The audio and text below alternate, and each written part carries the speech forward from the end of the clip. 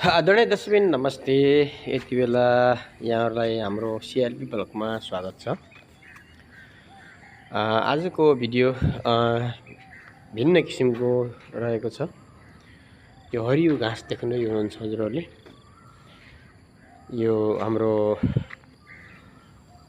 Neutron प्रोटिनहरू निकै प्राप्त हुने घाँस।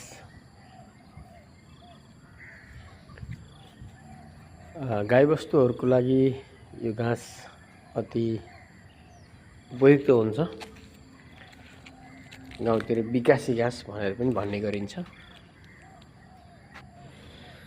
यो नेपियर जातको घाँस, Napier, super Napier, smart Napier. यो नेपियरहरू पनि करिब 7 किसिमको नेपियरहरू हुन्छ। त्यसैमध्येको यो एक किसिमको नेपियर हो। यसको साथसाथमा इपिलिपी घाँस पनि सँगै छ। यो डाले घाँस अति राम्रो हुन्छ। वर्षमा 3-4 चोटि काट्न सकिन्छ यसलाई।